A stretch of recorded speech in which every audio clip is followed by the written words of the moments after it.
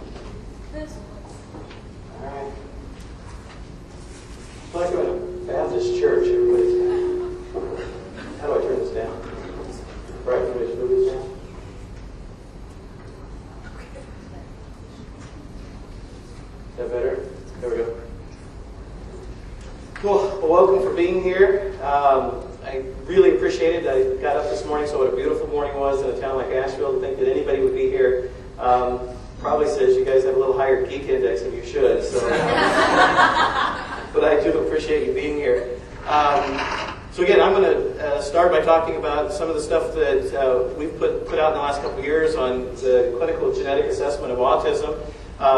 As Katie just said, I have this title of founding director of medical genetics, which means there was nobody there when I got there. So this is an amazing job. The University of Arkansas hasn't had a new department in 14 years, and we're starting a department of genetics. When I got there were 2 medical geneticists and 2 genetic counselors for the state. And so in 1 year, we're up to 27 people in the section, and I'm recruiting for 15 more. So if anybody is looking for jobs of any type in genetics, come see me afterwards. I'm probably recruiting for several of those positions. And again, just the big plug here, as you can see, the question always is Arkansas.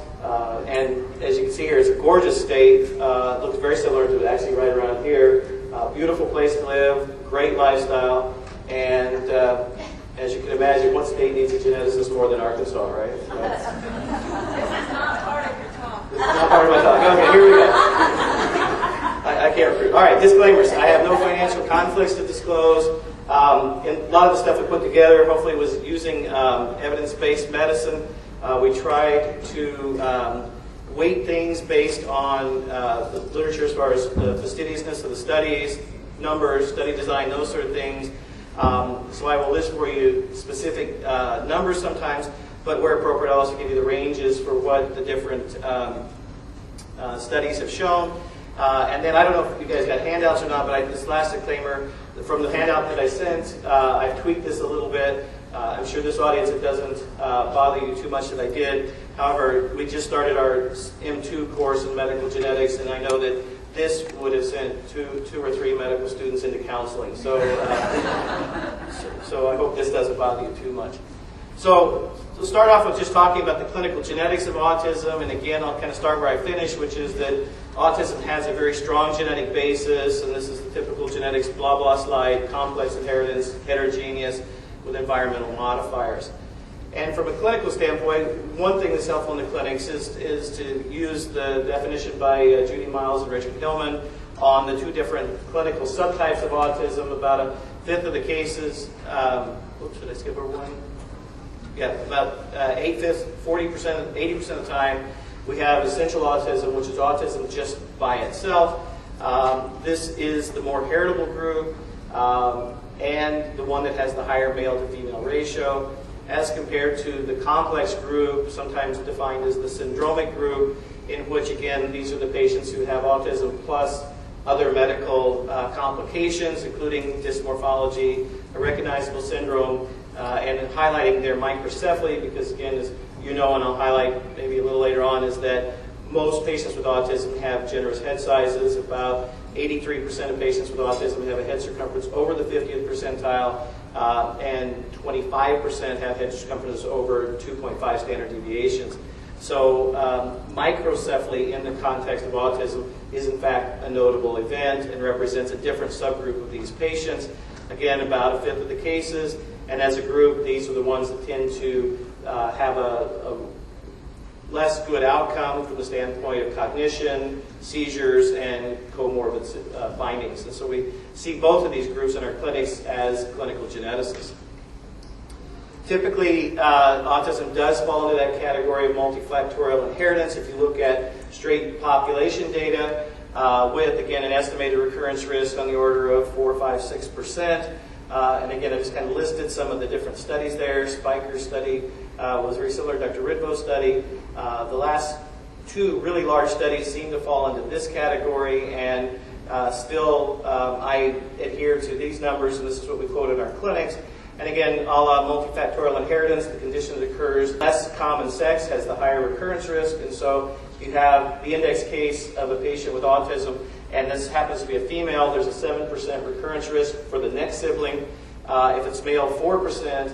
And then a very powerful number, I think, is that these numbers are very consistent across big studies. If the family has had a second child with autism, then the risk for the third child is somewhere on the order of 30 to 50%, which is obviously a very large number and clearly highlights the genetic basis, and particularly the genetic basis in at least a subset of the patients that we see with autism. And then Whitelaw's study fell in line pretty good with this study as well. So these are the numbers that we typically quote in our autism genetics clinic in Arkansas.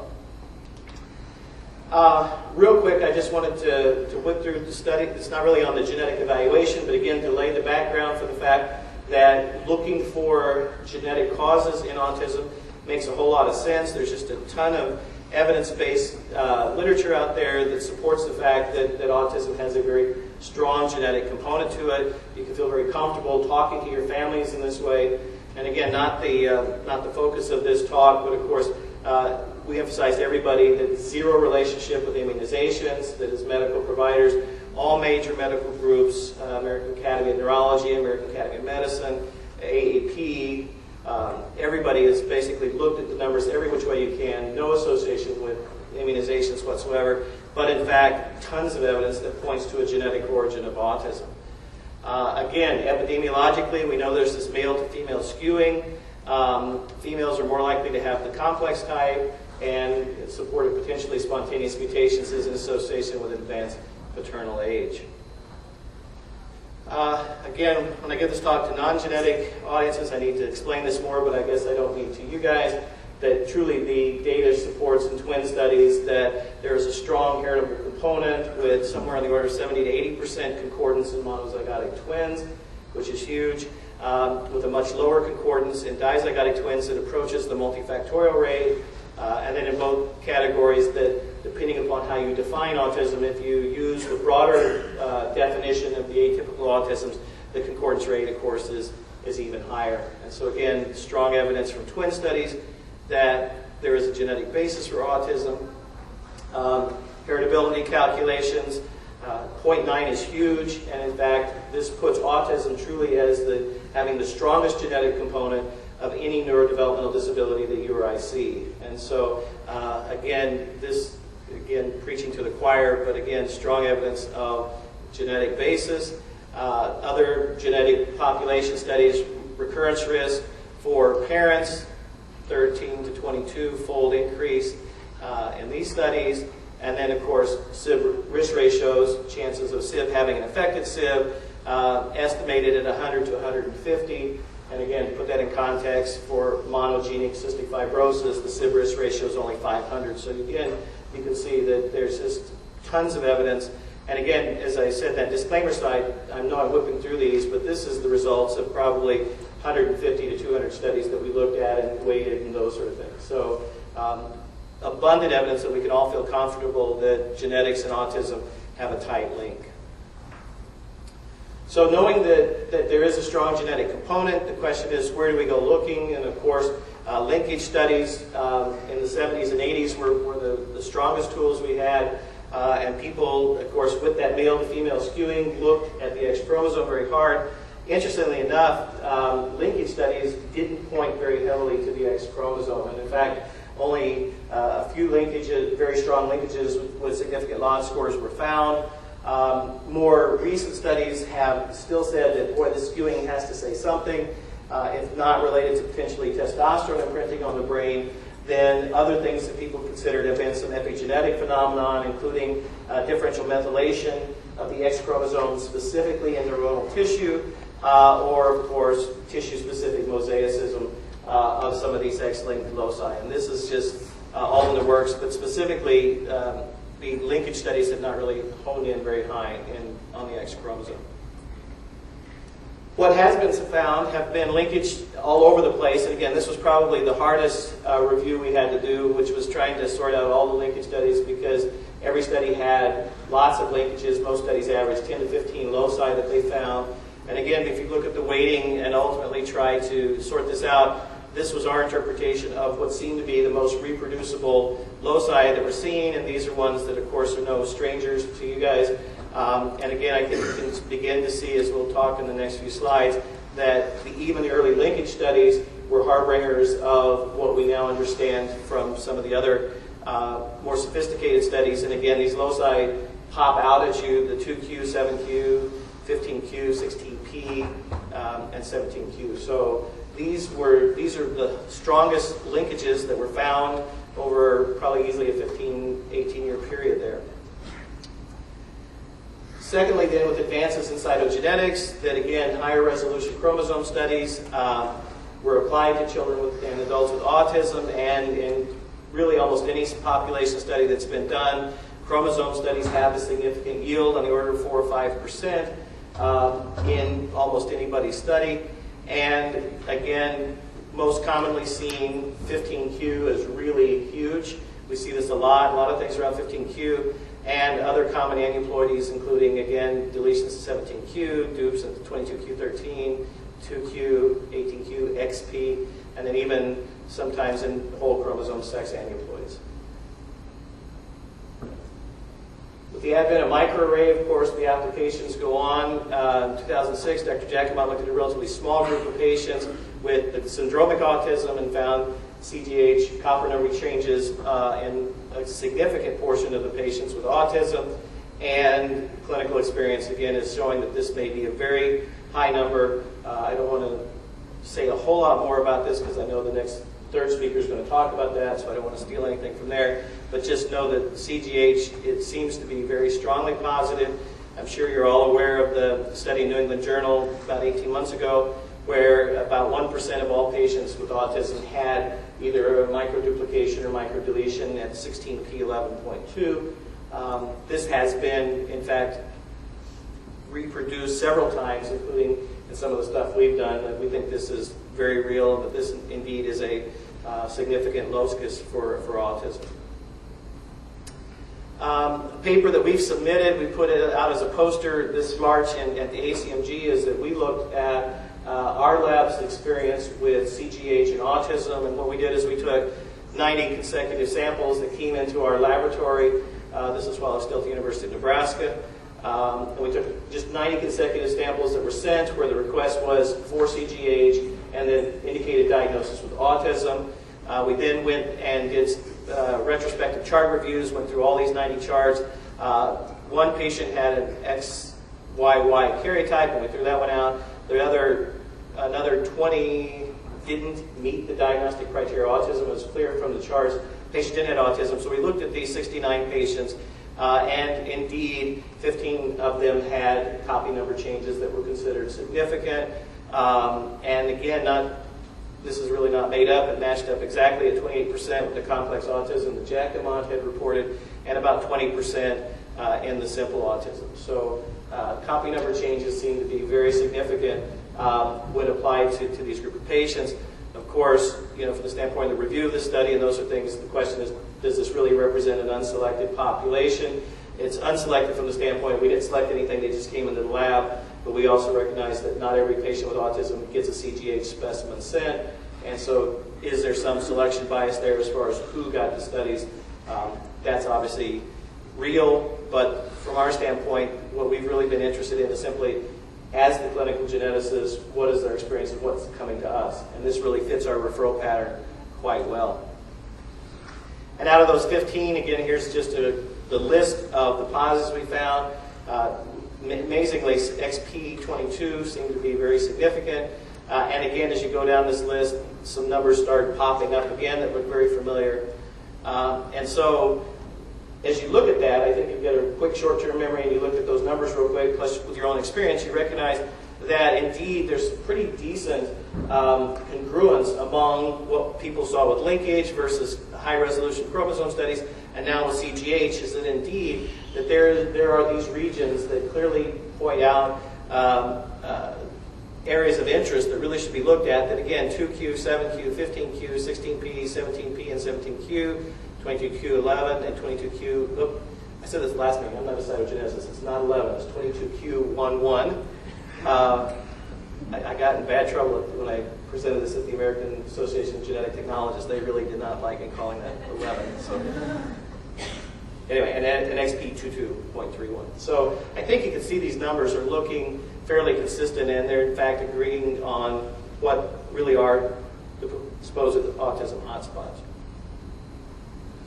So then moving on then to potential candidate genes, that again, tons of different thoughts, a lot of, again, over 150 studies we looked at there, again, with a variety of different genes based upon either looking at the areas of linkage and then doing high-resolution studies, or for some other reason, either breakage studies or whatever.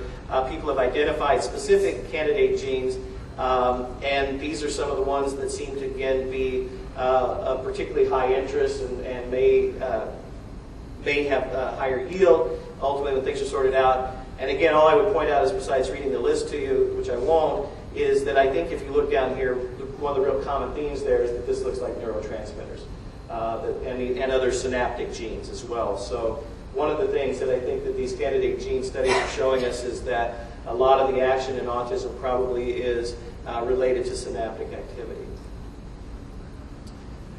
Again, what I was supposed to talk about is the clinical genetic assessment. I promise I'm getting there. From that standpoint of that very large list, only the neuroligand 3 and 4 genes are available for any clinical studies. So specifically in the clinic, you can't order studies for any of these at this point in time, with the exception of these 2 genes, which are available on 2 or 3 X-linked mental retardation panels. And so you can order these tests, and in fact, they probably, as we'll talk about in a minute, could be considered, particularly if the family you're looking at does suggest X-linkage in the pedigree.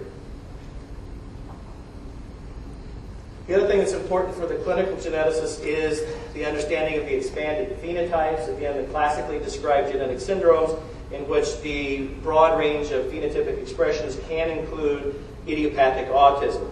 And again, I'll just give you a few of those. Of course, been known for a long time, the association between Fragile X and autism. Again, look at it either way. In patients who have a diagnosis of Fragile X syndrome, if you go and do ADOS or CARS or any of those sort of things, that about a fifth of the patients with Fragile X will meet classic criteria for the diagnosis of autism. Conversely, in an unselected group of patients with autism, Fragile X has been seen in a significant but small percentage of the patients. 2 to 10% is what's reported. Actually, the big range is 0 to 25%. It's hard to figure out why there's such a skewing there. I think some of this has to do with the regional uneven distribution of Fragile X, where it's seen much more commonly on the coast than in the Midwest where I practice. My colleagues on the coast see a lot more patients with Fragile X than we do. And then just, again, so there's association there. MECP2 mutations, again, that in patients with idiopathic autism, again, a significant percentage of patients with unselected autism have MECP2 mutations. So far, none have been males. That all the patients with autism who have MECP2 mutations have been females. And this, again, represents, I think, a fairly significant number of patients. Probably the wildest gene I know that I think is so amazing is the P10 hamartomatous syndromes. That, again, as you guys know, has this range from hereditary colorectal polyps clear down to autism with macrocephaly. And particularly if you use this cutoff of 2.5 standard deviations above the mean for head circumference, and you do P10 sequencing, again, a really significant number of patients with autism and good-sized heads will have mutations in this gene. So it's, again, another one in our kind of a tool bag there. The other one that keeps getting more press has been the Smith-Lumley-Opitz, the 7-dehydrocholesterol problem. And people have looked at that several ways. There's been at least, I don't know, a dozen or more single case reports of patients who have autism, who have, people have found 7-dehydrocholesterol blockages. But in the prospective studies, you have to look at that. There's no question there's a link between Smith-Lumley-Opitz and autism. And in those reports that we've seen, they've described what they call the biophenotype. Either the facies are just a little bit like Smith-Lumley-Opitz, particularly cutaneous syndactyly of the toes, and some genital changes. So again, some of those clues, and again, are we just dealing with just the minor spectrum of Smith-Lumley-Opitz or not? Conversely, taking an unselected group, 200 patients, a very big study, no cases were found that had this specific block in 7-DHC. Interesting enough, though, 23% still had a lower than average cholesterol level. We see this a lot in our patients. A few had a high cholesterol, and there's still a lot of interest in the role of cholesterol, particularly as its role in membranes and what it may do with autism, but specifically probably not 7-DHC as a major cause of autism, at least given the numbers we have available right now.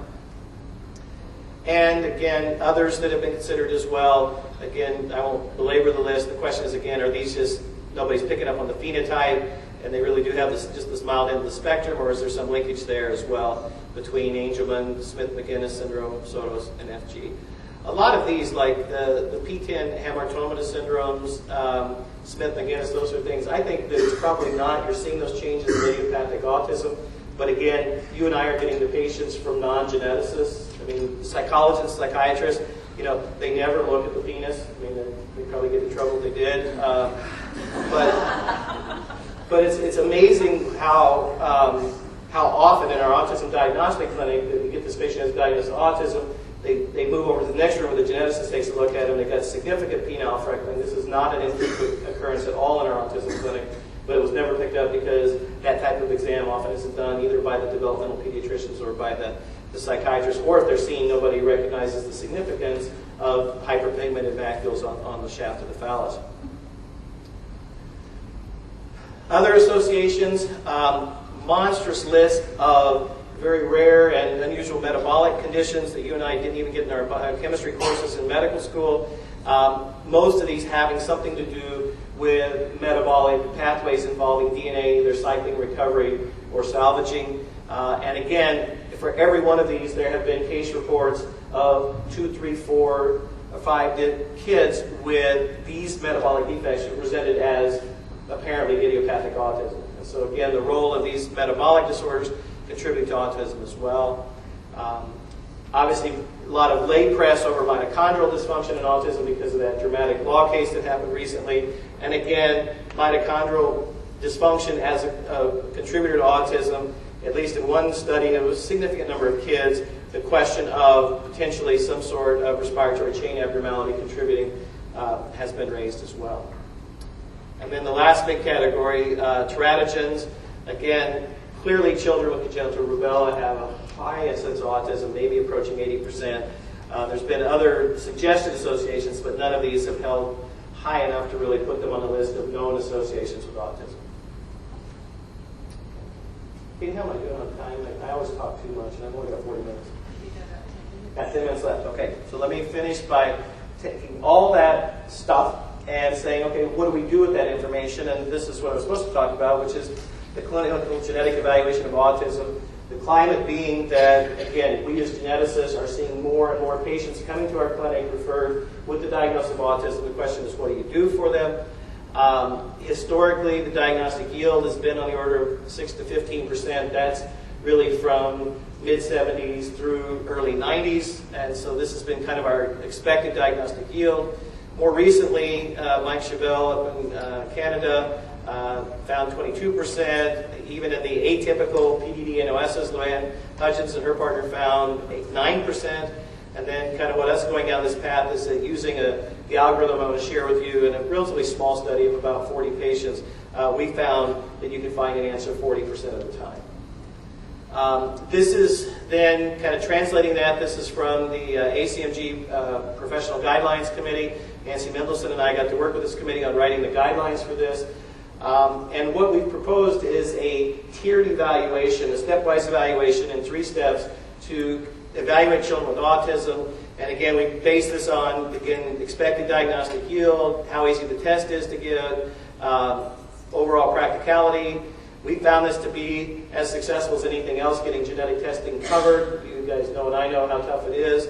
But third-party payers sometimes like that 3-tier thing rather than the shotgun approach. We share this with them. And again, you can use it in a variety of different contexts. The evaluation occurs in several steps. There's a pre-evaluation stage where, of course, history and physical. Never completely diagnose a child with autism until you document they can hear correctly.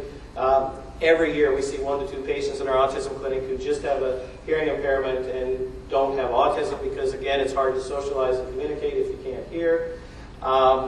Making sure that before you and I start on our workup, that someone who knows what they're talking about really has made the diagnosis of autism. And then I only put EEG there because of the oftentimes parental pressures to rule out Landau-Kleffner syndrome, because everybody hopes that anticonvulsants will in fact cure their child's autism. From the AAP guidelines, the primary care physician, it's suggested that if there's a confirmed diagnosis of autism, that the primary care physician may order the prometaphase chromosomes and Fragile X studies. So those may be done before they reach the clinical geneticist. In the history and physical, and again, I don't know if these slides are on the handout, I won't read these to you, but in the paper that I just showed you and that reference is out there, things to emphasize in the history, and again, families oftentimes find it very confusing when you're asking things about thyroid cancer and neoplasms of their skin and those sort of things, and they're wondering why you're asking that because their child has autism. But again, a la what we've covered, these all may be important clues. Again, head size helps us, pigmentary changes, and then again, just being a good dysmorphologist and picking up on some subtle sort of things there.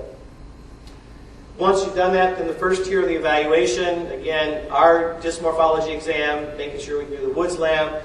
We don't recommend standard metabolic screening or rubella titers unless there's clinical indicators.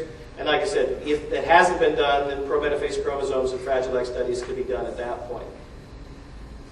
One of the questions that people ask, and this is also in that paper, is which children do we evaluate, particularly in that complex situation? And this table just outlines, again, we tried to look at all the available information. Autism has been reported with a variety of different syndromes.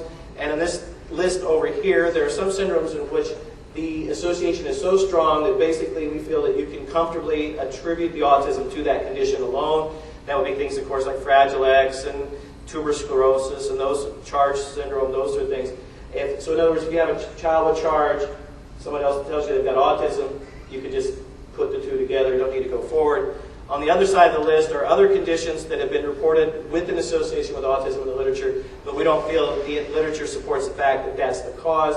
The one that still gives me just great consternation right there is Down syndrome, and I really waffle over that. Probably some of the developmental people could help me, and we're still looking at that. I have yet to find anything other than Down syndrome in a patient who has Down syndrome and autism. So I just wonder if this shouldn't be over there. But right now, this is what we've published, and this is what was the best available information we had about a year ago.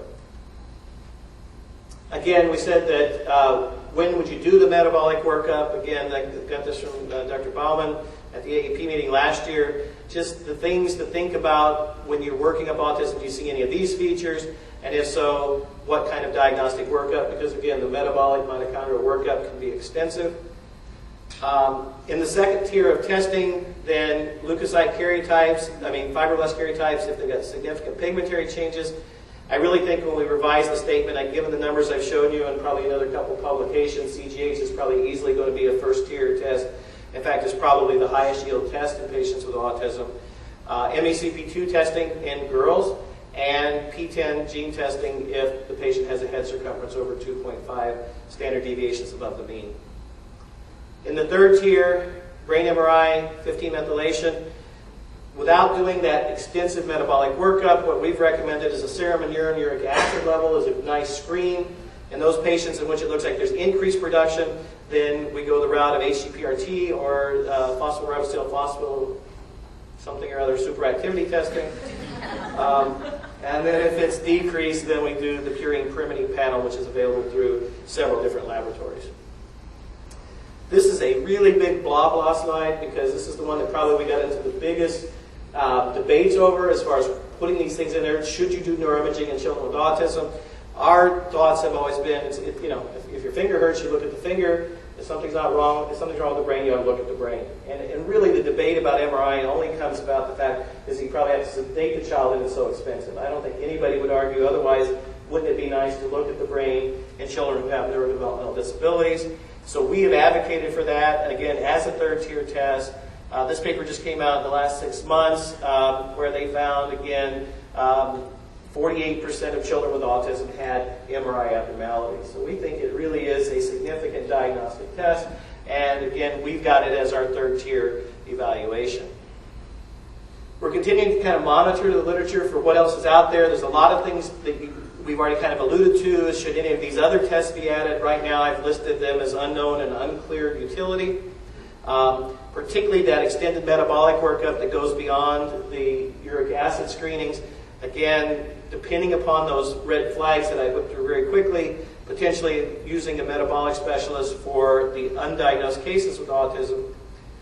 And to summarize that, if we go through this three-tiered evaluation, you look at the literature, these are our projected yields of what you might expect, not looking dissimilar to that 40% we found in that very small study that we did. And so we feel that it's a pretty high yield endeavor. I mean, a 40% yield of coming up with a unifactorial cause of autism we think is quite significant. And again, helping the family move from this spectrum of idiopathic into easily recognizable conditions. Some people have argued that this is what I'm saying that we're doing, which is taking all the children with autism and 40% of the time identifying the cause. Others would say, no, you're just not very smart, that really that just represents another group of patients that really smart people like us wouldn't have diagnosed with autism, and we still don't know what causes autism. So I'll leave it for you to sort that out. What I can tell you is that this represents the reality of what shows up in our clinics as clinical geneticists, and how you want to interpret that, fine. But when they show up in our clinics, we've got a great chance of helping the families. And again, whether it's because they've been pre-selected as far as the ones that come to genetics or not, we'll leave that as open-ended. So if you've done the three-tier evaluation, what do we do? Of course, if you come up with a positive diagnosis, you as geneticists know what to do with that. We counsel the family based upon the information we have. In that 60% where the answer isn't there, then of course we use the empiric recurrence risk counseling and give that to the family at that point. We also, of course, always recommend that 1 or 2 year follow-up because how rapidly things are changing. Because I don't have an answer now doesn't mean in a year or two, further technological advances may not help us. I think I'm getting close to the end. Question, of course, is how much does this baby cost? If you did everything, it's around $14,000. But remember that we set this up as a tiered evaluation where, again, the highest yield studies are in the first tier, particularly if we move CGH up, that in the cost analysis, we've been working with Mark Williams on this, that the average is around $4,000. Okay? Because we get answers oftentimes in that first tier. And so it could run a pretty high bill, but this is not that wild compared to a lot of stuff that you and I do. And particularly when you think about the significance of knowing the genetic basis of a child's autism, we think this is quite reasonable. $4,000 is not a high cost at all. So in conclusion, when I was the chairman of the Committee of Genetics for AAP, we had this nice semi-cordial relationship with the Committee on Developmental Disabilities as far as how much of this did you do. And ultimately, that committee came out with a statement that ultimately, I think, sort of supported us in saying that it is important to differentiate idiopathic autism from those conditions that represent a different recurrence risk. And this is out of their paper, which, again, to you and I is our vernacular, which is there are reasons to know a diagnosis, counseling, prognosis, comorbid conditions, etc.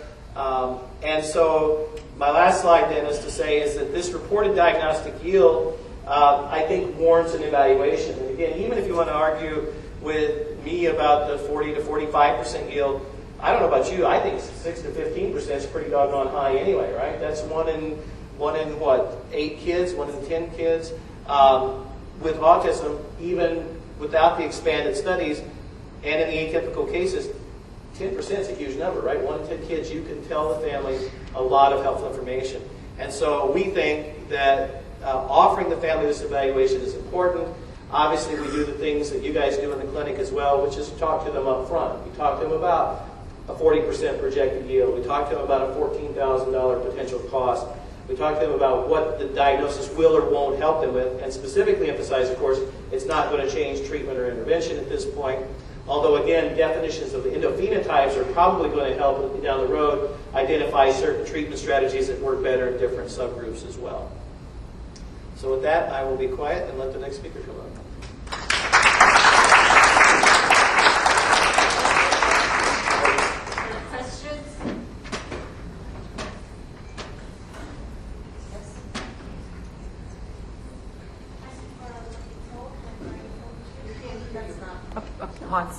Hans. Audio mic. Second switch. Yeah, let's see.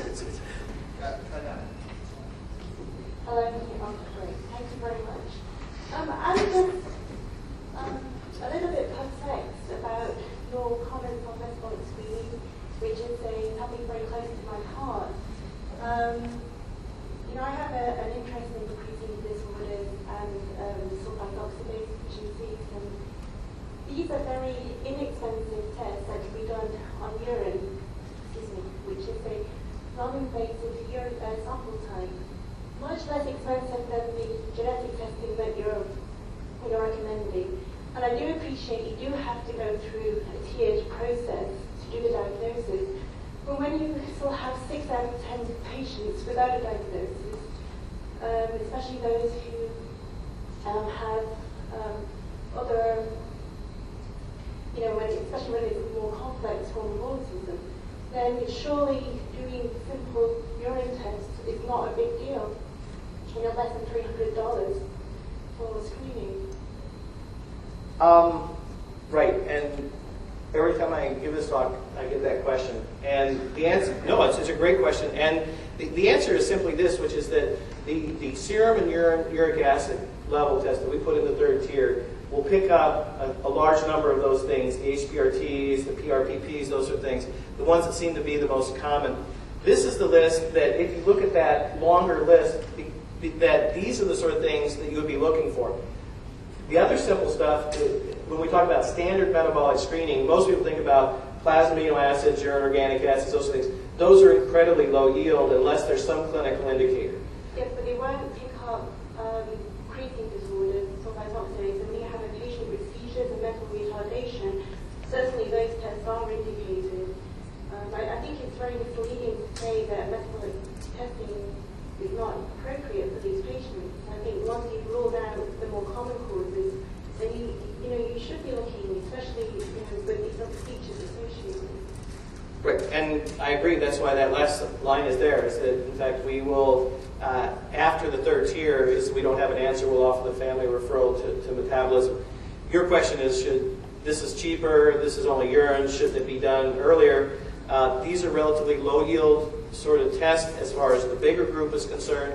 Everybody has a patient like yours that we know about. Those still represent a small group of the big group of patients with autism. And the second thing is that you notice the other thing I put in that thing about why we put things in the 1st tier have to do with simple ease of getting the test done. If any of you have ever asked a primary care physician to get a Bratton-Marshall test to screen for succinyl A1CA riboside, they're going to freak. Right, but if you send a standard metabolic screen, which is acyl-carnitines, amino acids, and urine organic acids, why not test at that point for some of the other things? Right, but I don't do those. I don't do amino acids. I don't do organic acids. I don't do acyl-carnitine profile. Those. Not as a 1st or 2nd tier, but as a 3rd tier, you would. And at that point, it could be, it could be useful. And that's all I'm saying is that I feel like there is a lot of dismissal of the utility of metabolic testing in these disorders. Right. Again, what I would suggest to you is that, again, in that standard metabolic screen, I think you'll be very hard-pressed to find anybody in the literature who's reported a patient who has methylmalonic acidemia who showed up as autism. It's just not reported. That the child with MMA who also has autism was already diagnosed either on newborn screening or because of their acidosis or those sort of things. We're talking about a group of patients who have idiopathic autism. And in patients who have idiopathic autism and nothing else, I don't know of a single report of a patient that was found to have a fatty acid oxidation defect, or organic acidemia, or a disorder of amino acid metabolism. It's just not seen. That it's more, the ones that show up as idiopathic autism are this group.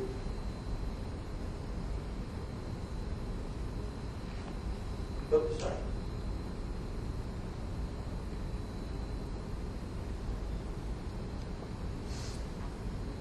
Right there.